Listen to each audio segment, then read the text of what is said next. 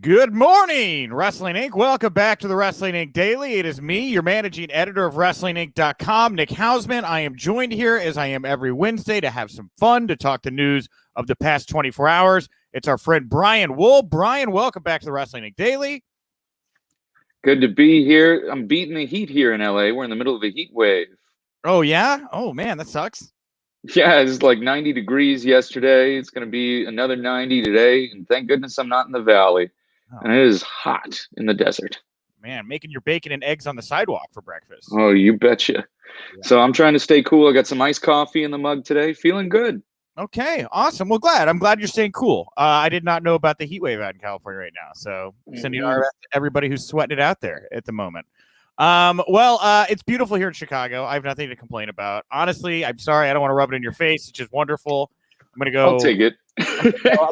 I'm going to go sit by the pond later after I do some interviews this afternoon and just take it in. So that sounds so nice. It is. We only get, Chicago. We get like 6 weeks of this, and then it's like, then they just take it from us, Like, we hope you enjoyed weather. You're not getting it anymore. All right. Yeah. Well, we have a lot of news. We have some big news to get to here for the past 24 hours in just a moment. Before we get to any of that, congratulations, Renee Paquette and Jon Moxley. They gave birth to their daughter, Nora, yesterday. There's going to be all these guest hosts on Oral Sessions, Renee's podcast, including Jon Moxley. But it's here. Baby Mox is in the world now, Brian. How fantastic. I saw he's already been asked if he'll let her wrestle. I mean, I asked Renee about it. I talked to Renee like a month and a half ago, and she said that she'd probably be the one buying the jackets and the, sparkles and helping to create the aesthetic, So, I mean, I think if the child... What a great stage mom she'd be. Maybe she will be, right? Like, anyway. So Nora's here in the world. Congratulations to Mox and Renee.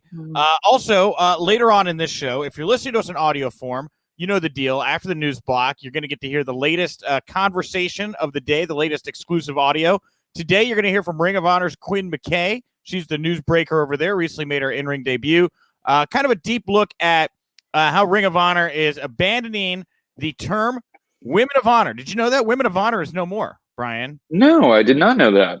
I did not know that either. I found that out in this interview. It is now just the Ring of Honor women's division. They're completely trying to go rebrand it, right? Make it more meaningful. So anyway, it all lines up under the same label, and that allows for unity of the brand. I think that's great for search engine optimization and all sorts of other future plans. So that's really smart. I love that the thing you went to was like, you know why this is good? The SEO, right? Like, this is good for your SEO. You're not wrong. It's fun that you think that way. I don't think a lot of people would immediately hear that and go, hey, you know what? Let's talk SEO. Let's talk search engine optimization, Hey, man, this is the world I come from. I'm so into it, and I believe in it, and it really does help. And then if you're watching this in video form, a little less than an hour away, 55 minutes, we'll debut that video or premiere that video over on the Wrestling Inc. YouTube channel. You can jump in the chat room, keep the conversation going. And the mailbag at the end of the show for everybody, we're going to look ahead to next week's WWE NXT, and I can see already people are talking about it in the comment section. I forgot to plug the comment section. Join the comments. Comment wherever you're at. Join the thread. Talk to other people. We will pull some of your comments up here on the screen, which I'm about to do very, very shortly because it's time for news you can use, news that'll leave a bruise. Samoa Joe has returned to WWE NXT. Yeah, Praddock here. Samoa Joe is back, baby. What a show last night NXT was. I think it was just a week ago, Brian. We were like, nothing even happened on NXT, Yeah. Wow. How the sands of time go, Isn't that nice? Isn't it great how things can change in a week? Also, did you guys notice $1 Million Man had a nicer suit this week? Huh? He did. He looked good. Hey, he did.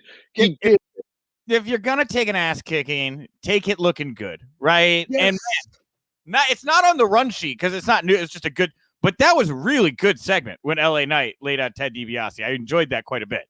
I did like it. I thought both men looked expensive appropriately. Although I didn't understand why Cameron Grimes felt the need to defend Million Dollar Man, because Million Dollar Man was never really nice to Cameron Grimes. But you know what? Maybe it's a mutual respect, right? You know, Okay. They've been upping each other. They going tit for tat. You know, it never got. He never crossed a physical line. It was a sportsmanship thing, right? A competition of capitalism.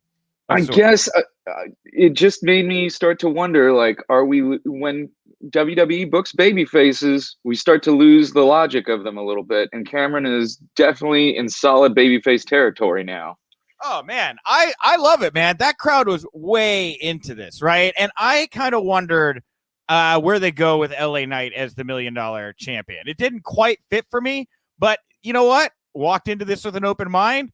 I think it works great. I mean, the $1 million championship was never like defended, right? It was never one of those things Ted DiBiase like regularly put on the line or anything like that. But the idea that Grimes is going to wind up with this belt, I mean, is already in my head, you know? Yeah, and it'll be even bigger than the pop that Virgil got. Wow. We'll see. I love Virgil was over. He was super over. Virgil was over. All right, let's not diminish Virgil here, okay? I'm not. I just love Cameron Grimes that much. I think people really love him. He got a huge pop when he came out for In Your House. Oh, dude, I think biggest of the night. I was a little. I didn't understand exactly if he was a babyface or a heel for a while, but they did such a good job last night of just making it definitive. LA Knight, bad guy, evil, $1 million champion. Cameron Grimes, good guy. We will find out why he came to the aid of, that Ted DiBiase, in the weeks to come. But it's a clear dynamic now, and I know who to root and cheer for, and I can enjoy it. And that's what I like most about what they did with that segment last night. Mm-hmm. It was. I couldn't agree more on that. I felt like we knew we were put in the right spot. But yeah, I want Cameron Grimes to still be a logical character, and maybe I'm asking too much. maybe. All right. Hey, you know what? Is this live now? Yes, Maroon, it is. Hey, back to where I started this thing before we got sidetracked talking the $1 million title. Samoa, the Enforcer. I'm guessing Samoa Joe Samantha is meeting there. So Samoa Joe interrupted this emotional in-ring segment that started the show. It began with William Regal, like, crying genuine tears. This man was acting his ass off in that ring last night, Brian. Regal's one of the best actors that wrestling has ever had. You look at his facial expressions in matches, and then when he was general manager of Raw, he was fantastic. And he delivered yet again last night. Yeah, he was really, really on point. Had everybody drawn in there those first, 3 to 5 minutes. The out comes Karrion Kross. They're getting back and forth with Regal. I guess Kross thinks that. I guess Kross's goal was always to get rid of Regal. I didn't know that, Brian, but here we are. Don't hate it. But having Samoa Joe come in last night brought so much more star power to NXT. Made everything feel fresh once again. It gave the show a whole new energy just throughout. I loved when he got involved with Adam Cole and Kyle O'Reilly. Oh, yeah. Well, so Joe came out. He was offered this position by William Regal, the NXT GM position. But instead, Joe talked about how Regal has really transformed NXT as an international and made it into an international phenomenon. And him leaving would leave some really big shoes to fill. So Joe said while he cannot accept that job, the GM role, he can offer to make sure Regal receives the respect he deserves from everyone else in NXT. Regal called that an interesting idea and said there are two conditions. One, Joe cannot be a competitor. And two, he can't lay hands on any NXT superstars unless he's provoked. Of course, Joe accepted that offer, had some words with Kross, made his exit.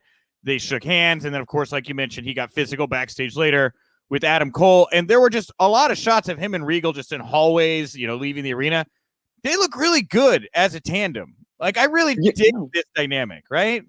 Yeah, and I feel like enough time has passed since they had, all of their tiffs back in NXT years and years ago, where this I do buy. I buy it all the way. I buy that there is a mutual respect. And Joe, although he would call out Regal and holler at him, he never really, I don't remember him laying his hands on Regal, did he? No, I don't think so. When he was a competitor? Yeah, so I feel like there is a bit of respect for him. And this makes sense. Yeah, they look great together. I like this dynamic a lot more than I thought I would. And he's physical. It does kind of set the stage. Regal could remain GM maybe when Joe gets cleared or whatever happens, that he could have another match. He's gonna have some kind of built-in stories with a lot of people that he's interacted with in this role. Oh yeah, and I mean, God, if anybody can have a match with Samoa Joe, it's gonna really help raise their stock in WWE and in just the wrestling world in general. Yeah. We also from Doom Tribe T here said it was great seeing Samoa Joe, but also sad realizing his in-ring days are likely over, at least on a regular basis. Yeah, I don't know. There was no kind of ennui for me in this. I mean, I guess I'm just kind of accepted the fact that Joe, he hasn't been in the ring for a while, Yeah, and that's the thing is like time marches on. We all have to accept that we're all getting older. I'm 36 now, and like this stuff doesn't last forever. It just doesn't. Yeah. Well, I, as a fellow 36-year-old, right, the time it does. Where does it go? We also have here on that note, Alonzo Smith, Samoa Joe back in NXT. I wish he was wrestling. Joe versus Cross the NXT title would be awesome. Agreed. Yeah. I mean, he definitely looks really good standing across the ring from a Karrion Kross. Yeah. But, do you really want to have Samoa Joe come back if he can't really do all of the things that he used to be able to do? Do you really want to see Joe at, less than? And I'm not sure that's really what we want.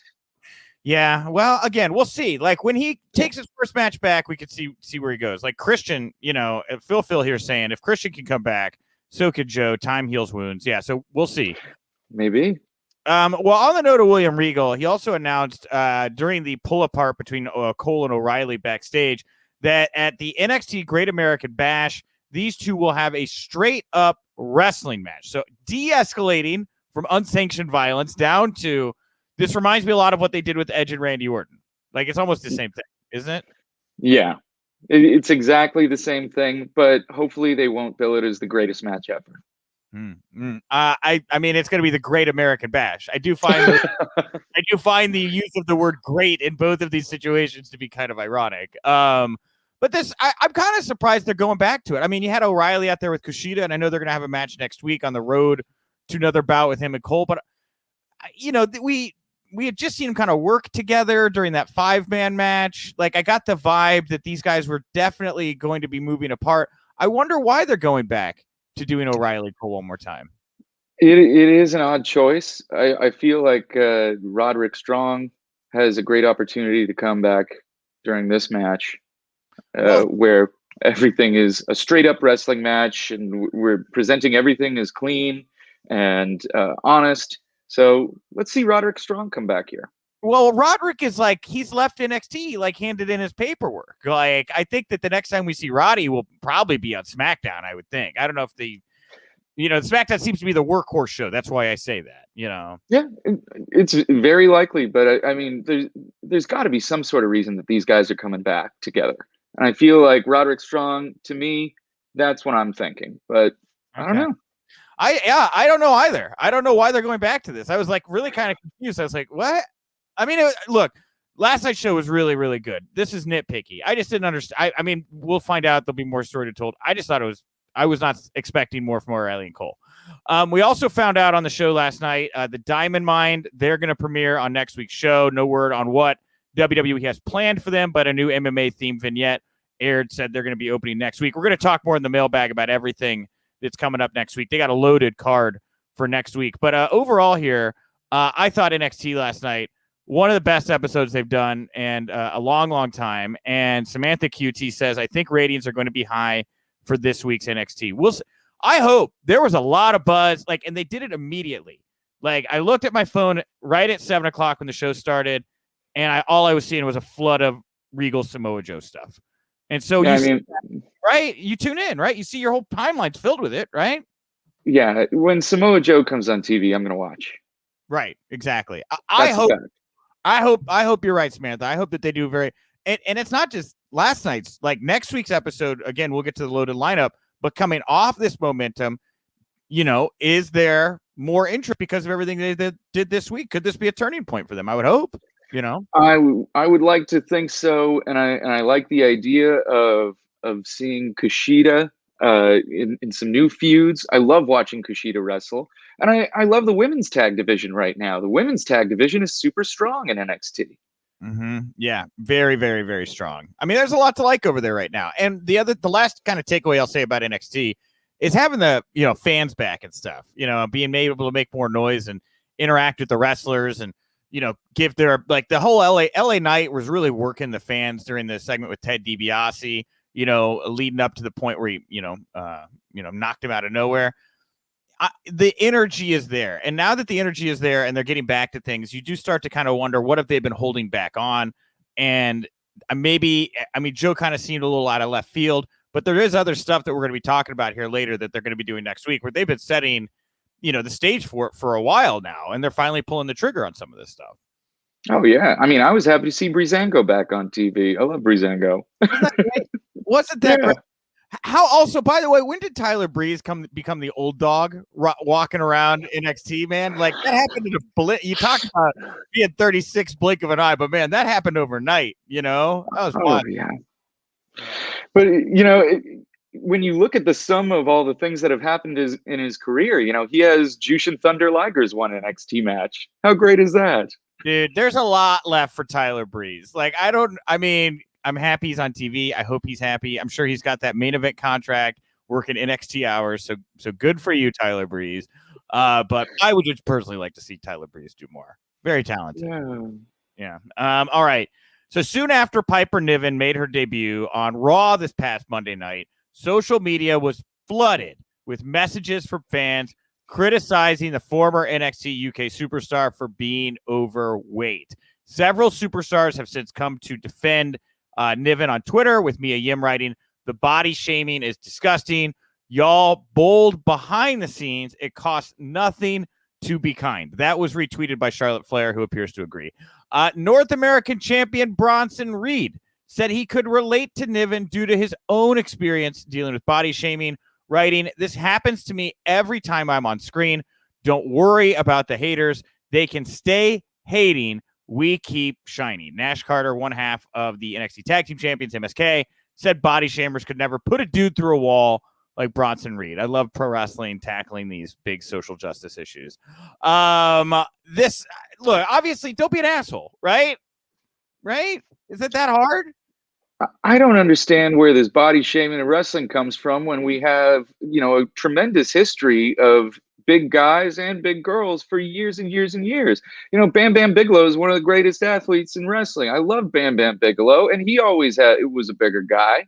You look at so many big people. Vader could do a moonsault. It doesn't matter what size you are. It's what you have in your body, the strength, your flexibility, and your wrestling mind. And Piper Niven's got all those things. Yeah, and the thing about this, as I was having to think about, exactly the kind of take I wanted to put on this, we were talking yesterday on the show, and I believe it was Pollo Del Mar jumped into the chat rooms and was talking about how didn't like the dynamic with Eva Marie, right? Like, Piper rolls out, Eva's like cringing, right? Kind of giving off mean girl energy, right? And I wonder if she was kind of put in a position where there were going to be people that related off that energy. Like, I don't know that Piper Niven's booking was going to be the same going forward as what they maybe originally had planned after this kind of reaction. I think there might be some changes. Yeah, it seems like they were putting them together kind of like the way they did with Alexa Bliss and Nia Jax years ago, where Alexa, would say that Nia was too big, or that she just wasn't the right person for WWE superstar. And I feel like that's what they were going to try and do again with Piper Niven. Hopefully we can move on beyond that same tired storyline. Yeah, I'm dude, but that's the energy I got off of that immediately. I was like, man. And so like that, when I see this stuff out there, I'm like, well, of course it's not like you presented her in like this powerful light, right? You put her out there and you made her kind of look like a dope that this like pretty girl didn't want to like be real. I don't understand their dynamic. I'll be honest. I feel they're doing that a little bit with Otis too right now. I don't like it. I feel like they're taking away the things that these people are great at, and let them, if they want to be a bad guy, let them be a bad guy. That's fine. But there's other things we can focus on besides their size. Yeah. Alonzo Smith here saying, Piper Niven, incredibly talented. I'm so glad she's on Raw. I want her to turn on Eva Marie eventually and go off on her, which if this all builds to that happening and, Piper gets to be this big baby face, great. I just don't see it in the immediate future. They just started, So we also have Antonio Garcia here saying, I think Piper Niven looks good, fits into the roster. We need all shapes in wrestling. 100% agree with that. Yes. Let's see here. We also have Samantha here, of course, saying, Eva shouldn't have cringed, just look bad. I agree. The visual of that, I was really not happy about that. Yeah, they just started together. Why are they already sowing seeds of doubt on the first appearance? It just doesn't add up. And not really a body shaming thing, but Peter Conklin making a very astute observation that Otis does now look like the bad guy from Pee-wee's Big Adventure. And what was his name? Francis. Francis.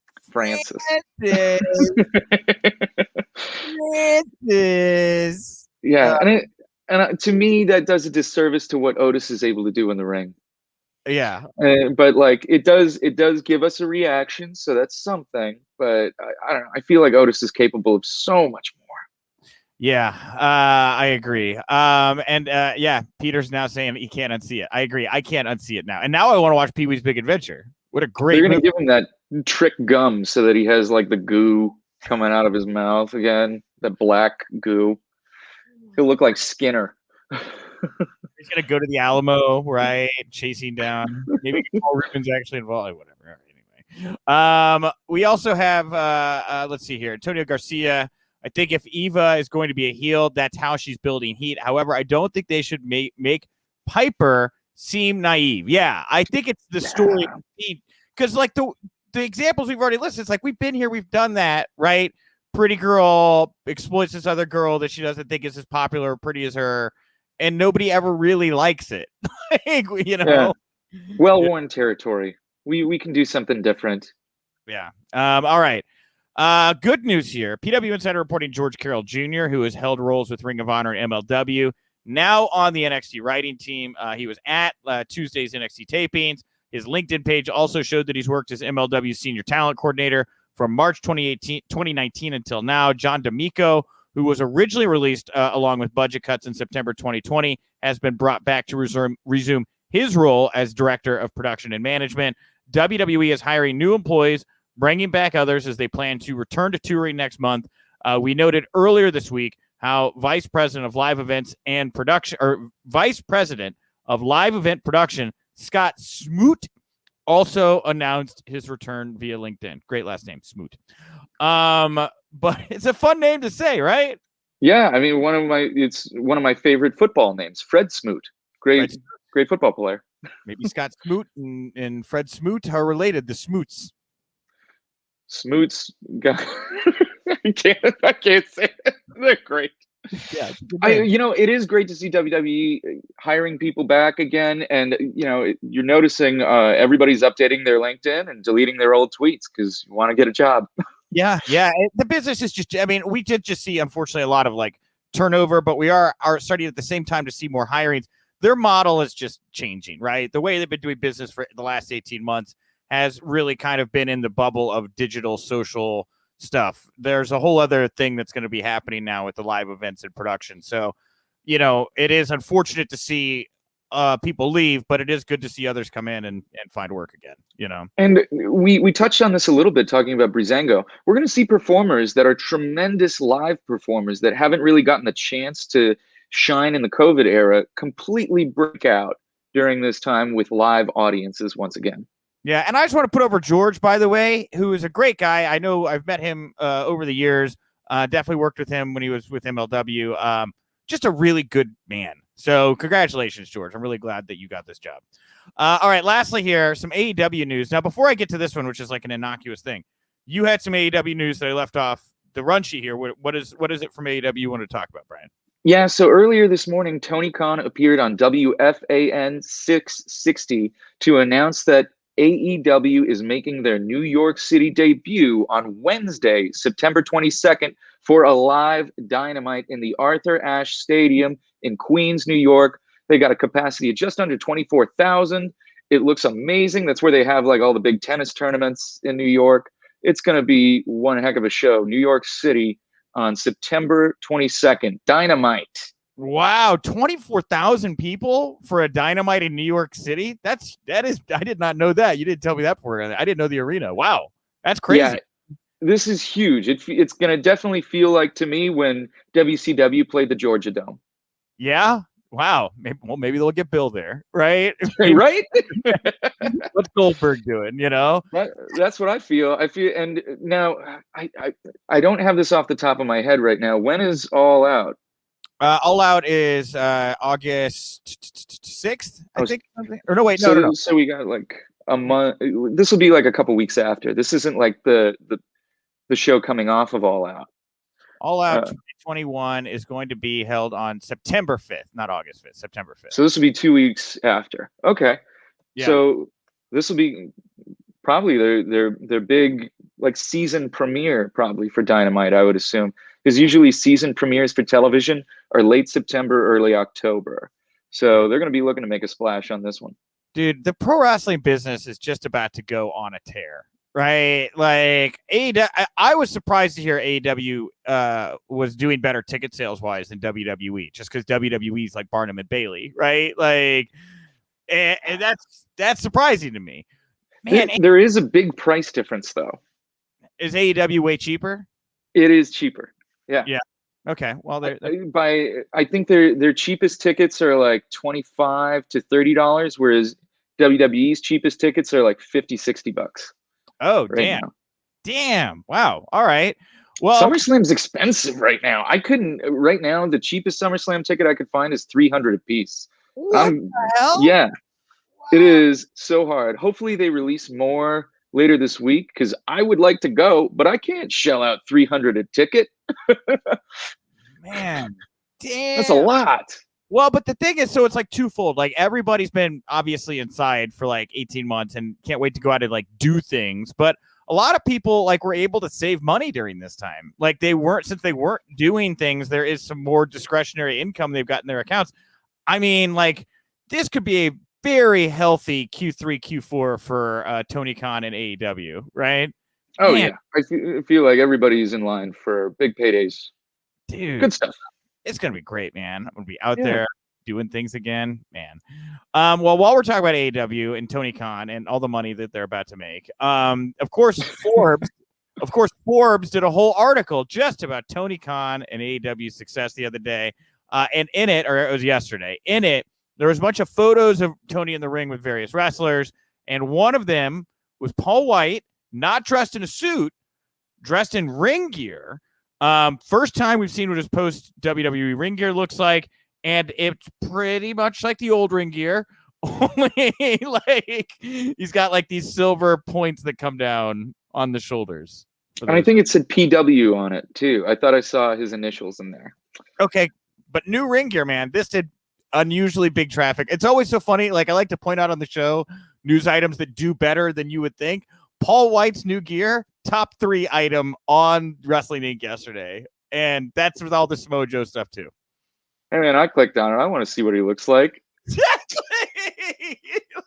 Okay, anyway. That'll bring us to the mailbag.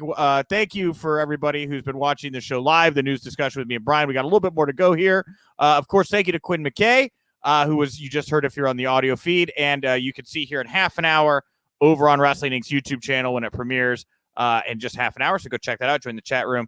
I really enjoyed this interview. I might jump in and talk with some of you all as we watch the Quinn interview roll out.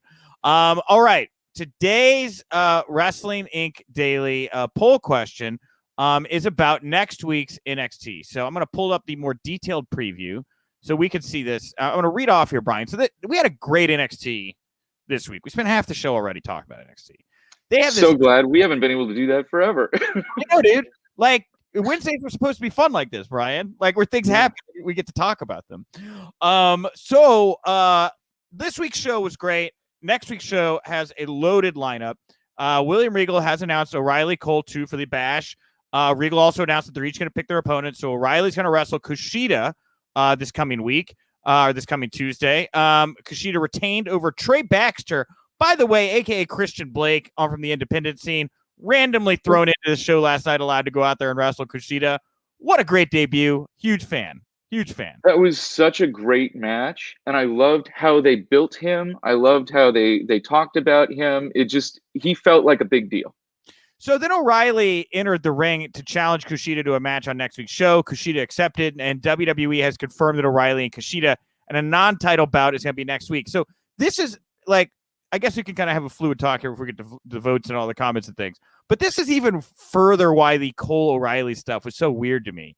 Because, like, O'Reilly has something else he's doing that I'm into. Like, just have O'Reilly and Kushida going into the Bash for this title. I don't know, man. I don't know. Maybe it's to set something up for, like, where does Cole go from here? Because I'm not really sure what his direction is next.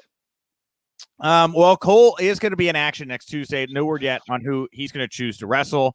But WWE has also announced Hit Row Records versus Everrise for next Tuesday night. It's likely going to be AJ Francis and Ashanti Adonis versus Matt Martell and Chase Parker. But maybe Swerve will be in the match. Anyway, low-key, other great thing from NXT. Hit Row Records, Everrise, wonderful chemistry. Enjoy them. So much fun to watch. And, I didn't realize the one guy from Hit Row is also on that WWE memorabilia show. Oh, yeah, dude, that show's great. I did not make that connection. And I was like watching it today. I was like, oh, I think, isn't that the guy from the memorabilia show? Yeah, and he was a football player, in the NFL. So amazing. And I like to think I'm on top of these things, but man, I totally didn't make that connection. I felt like I was looking at Clark Kent and Superman. It was just like... Well, next week we're also going to have Frankie Monet return to the ring. She's announced she's going to feature an encore of her world premiere, which is what her in-ring debut was originally billed at. She also did some backstage stuff with the Robert Stone brand. And Robert Stone, by the way, I love how he's just kind of fallen into this. Like, he's very different than he's like ever been. He's just got this tone now when he talks. I really enjoy it. I have enjoyed the evolution of Robert Stone. Man, I got to tell you, I really want to see Frankie Monet versus Io Shirai. I don't know how soon that can happen, but I want that match. Yeah, I'm with you there, man. There's a lot of great matchups for Frankie Monet. And spoiler alert, I'm supposed to talk to her very soon, so I think she might be on the show as early as next week. So we're going to hear fabulous more from Frankie Monet, maybe even get a scoop on what she has planned for next week with this encore. Maybe we can find out what's going on with that.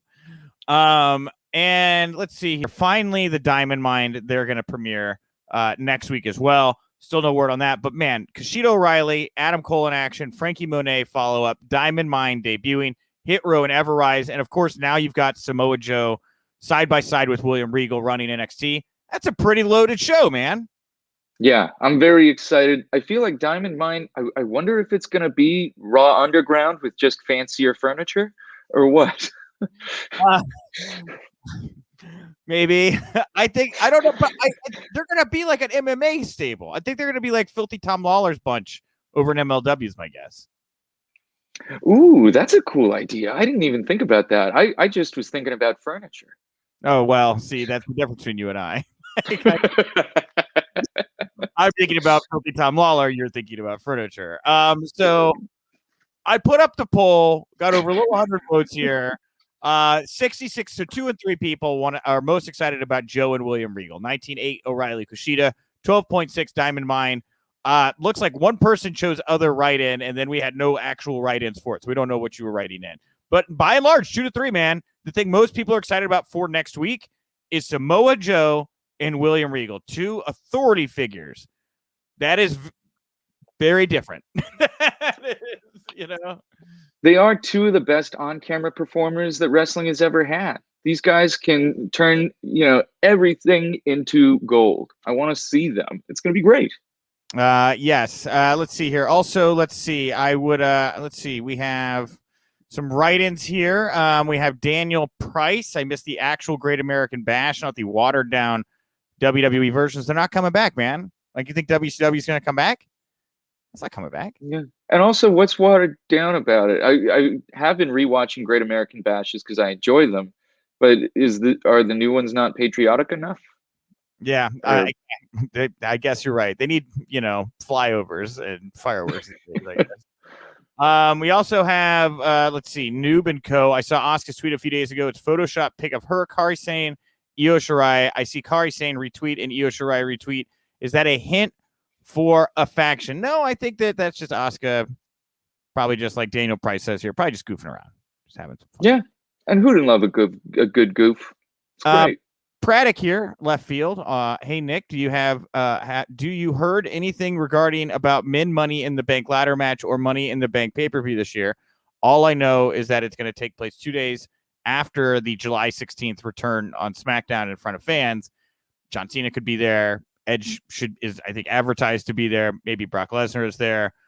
That Money in the Bank could be very compelling now that you bring it up. Could be very it's going to be tremendously compelling. I think we're going to finally see all of the things that they've been holding back on. That's what I'm hoping for. I put the briefcase on Cena, man. I think that'd be so cool. Like, he'll win it again? He's not totally let it. He's not above taking this on all his press rounds and stuff. Like, he would do it, I think. Oh, yeah. John Cena is the best sport and will do anything for the better of whoever is employing him. I'm also kind of partial to Edge doing it again, right? Like, what a return to form for him if he won the Money in the Bank. Yeah, I would like that, but I guess I want to see somebody different. Cena would be a change. And also, like, God, who could take on Roman Reigns? Who could challenge him and beat him? Right now, he looks unbeatable. And after Hell in a Cell, I think everybody is going to be like, God, Rey Mysterio got murdered. I think it goes Rey. I think it goes Cena at SummerSlam. And then I think maybe Rock at Mania. And then I think the next one is Brock, right? I think that's the order of progression, isn't it? Or Gosh. No? You left out Survivor Series and Rumble. Who's going to show up at Survivor Series? Now, this fall's Survivor Series is the 25th anniversary of The Rock's debut. So I feel like he's got to show up or do something there. And that maybe will hint towards what WrestleMania could be. Mm-hmm. But I don't know. Is it God, who's on SmackDown? Seth Rollins. Mm-hmm. Seth Rollins needs something. Seth Rollins is like kind of just floating about here with Roman Reigns running the show at the moment. And he's so fantastic. How can you not book Seth Rollins in like an awesome feud? He's spending so much money on those suits. maybe Seth's like, I don't know. I don't know. Maybe he's spending more time with his wife and baby right now, and is like, don't put me anything in too concrete. I don't really know. Could be anything. That's an interesting take on it. I didn't think about that. Dina Garofalo, we need the next challenger to Karrion Kross. Yeah, I didn't really know who Kross is. That of all there was a lot of good stuff on NXT last night. It is still kind of cloudy where they go with Kross next year now. Yeah, we did not see in that 5-man match anyone really, kind of set themselves apart. And I wonder, like, who is a viable challenger? I think WWE has a lot of problems with coming up with viable challengers for their champions right now. People seem to be a little exhausted with Drew McIntyre challenging Bobby Lashley. Oh, yeah. We don't know who could beat Roman Reigns. We don't know who could beat Killer Kross. So, or Karrion Kross, excuse me.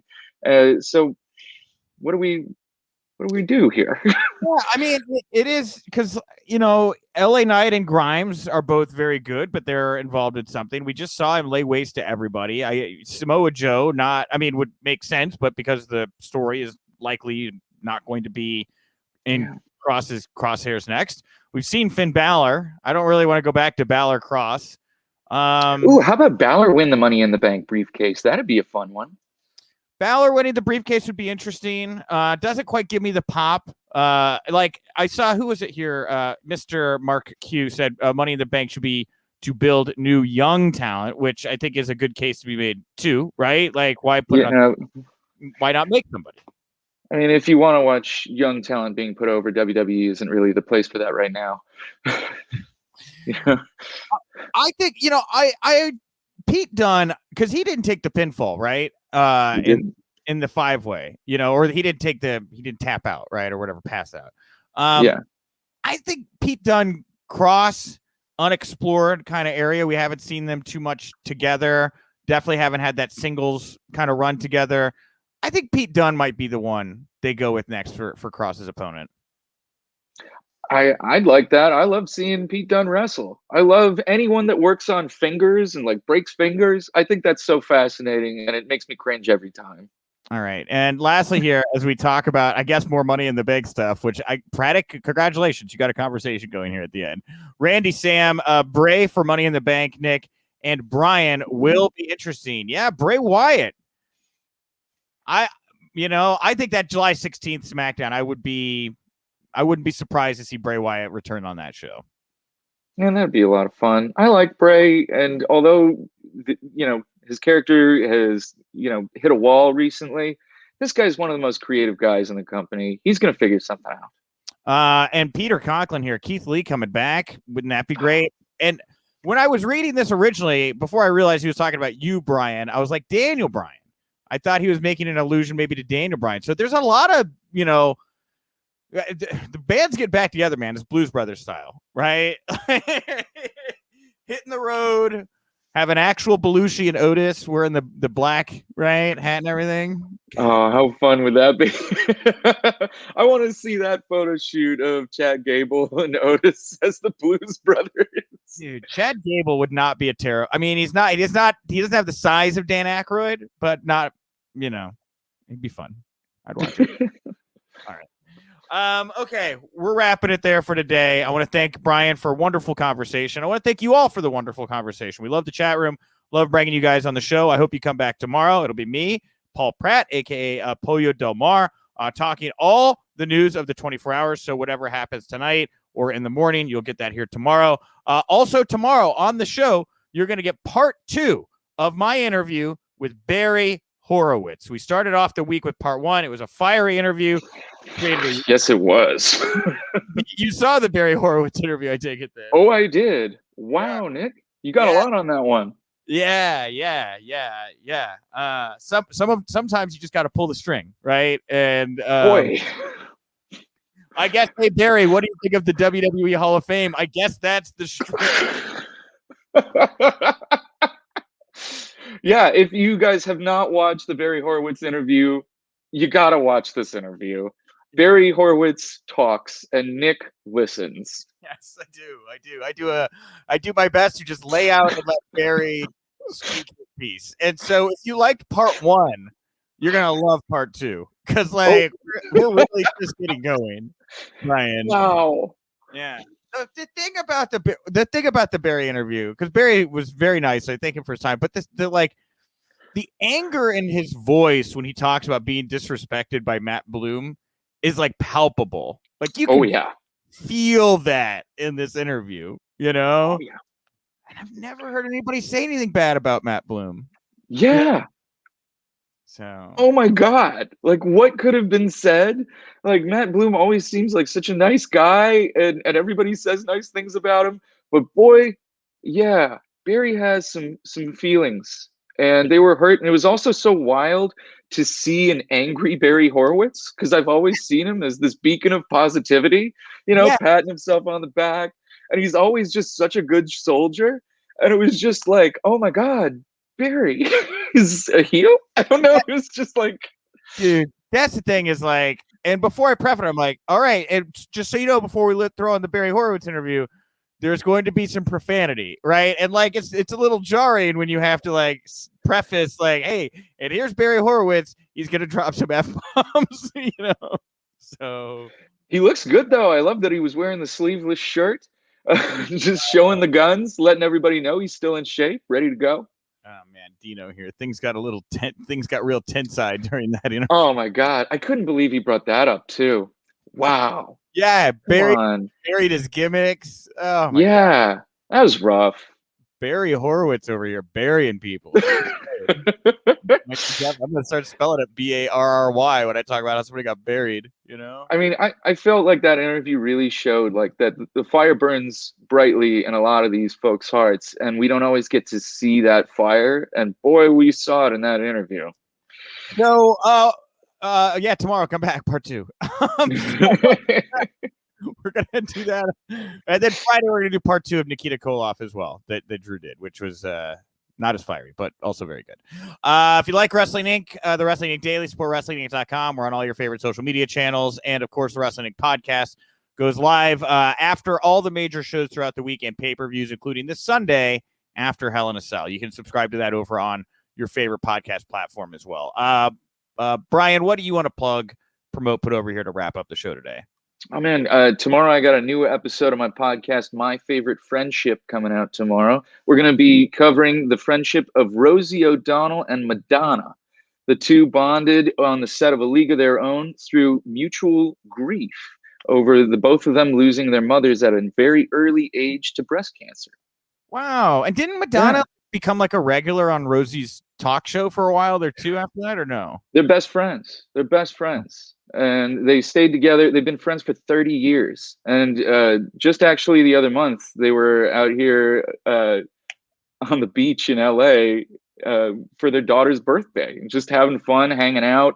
It was like a skate park birthday party. And it was cool to see just Rosie and Madonna kicking back and watching the kids have fun. That's great. That's a really positive thing we're going to end on here. So go be more like Rosie and Madonna. Be friendly to everybody out there, everyone. I am at Nick_Hausman over on Twitter. A brand new episode of Pro Wrestling for Life drops tomorrow morning with me, Sean. We have Matt Cardona and Effie on tomorrow's show as well. And if you want to go to subscribe to our Patreon for $5, I'm going to upload it here ad-free in about an hour. So you can go get it early if you'd like. Thank you all so much for tuning in. I will talk to you tomorrow. And remember, if you winked,